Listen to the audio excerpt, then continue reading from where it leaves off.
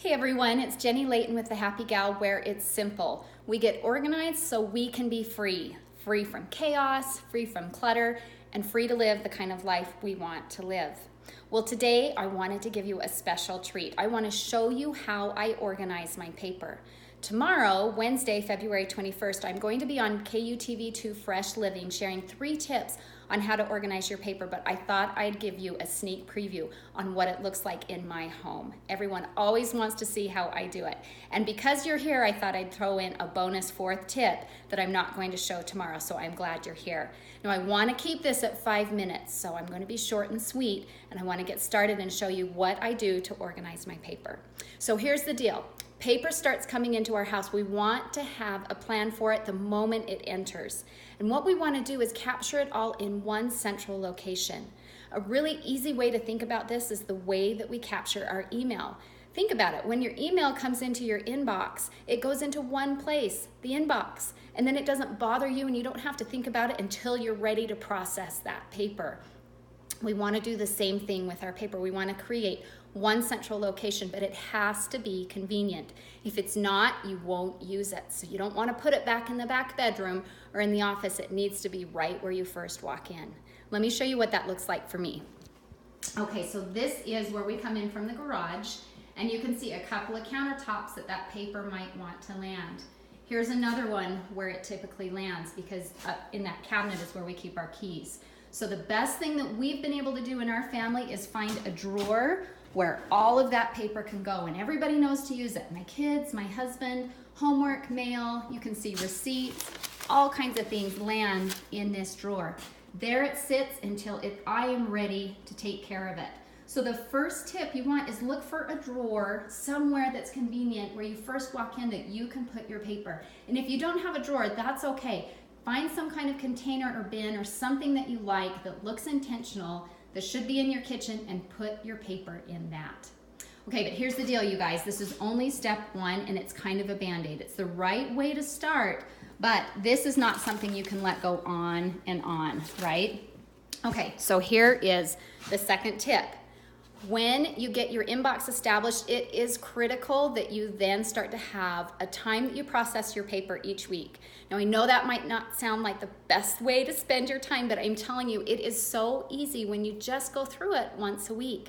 Give yourself a 30-minute time slot and treat it like an appointment, like a doctor's appointment or a hair appointment. Don't try to do other things instead. Don't watch someone's kids or decide to go to work at that time. Use that time each week to stay caught up on your paper. When you process it like that once a week, it really is manageable, and you're going to find yourself more in control of your paper. Okay, here's the bonus tip I'm not going to show tomorrow on Fresh Living.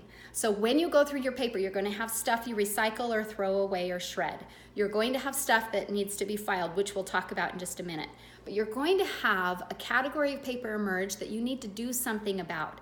These are spelling lists that need to be studied, or phone calls you need to make to insurance, or appointments that you need to make. Whatever it is, there's going to be that pile of paper, and here's what's going to happen. You're going to want to set it on the counter so you don't forget about it. We don't like piles of paper on the counter, but we do want to be able to remember about it. So here is a solution that I have for you. This is called an action system. This is a desktop file with categories of paper where you can always make sure you put the things that you need, that the family members might need. For example, you can see these poking out. These are little binders that my kids need to take to play class every week. They're in a little play. Spelling lists and homework packets can go in here. This is some medical information we're referring to right now quite a bit. The point of this is any of those things that you need to make sure you're remembering to do, that paper goes in this file that's out and convenient. Now you can see mine is shut away behind a cabinet. I used to have it sitting right on my countertop last fall before I remodeled. So any way that you have it, you just want to have it out in the kitchen where you can access it easily. Okay, so the next thing that we need to address is that paper that needs to be filed. I have 20 seconds to tell you about the most incredible filing system I've come across. It's the only one I'll use for my clients. It's called Freedom Filer. Tune in tomorrow to Fresh Living because I'm going to teach you how the system works. It may look a little crazy right now in real life, But you guys, this color-coded system tells you everything you need to do with your paper. Where to put it, how to find it, when to toss it. It's like having a filing assistant right next to you, telling you what you need to do with your paper. And that filing cabinet can get to be pretty scary. So I'm excited to teach that to you. Okay, 5-minute mark has been hit, so I'm going to tune out.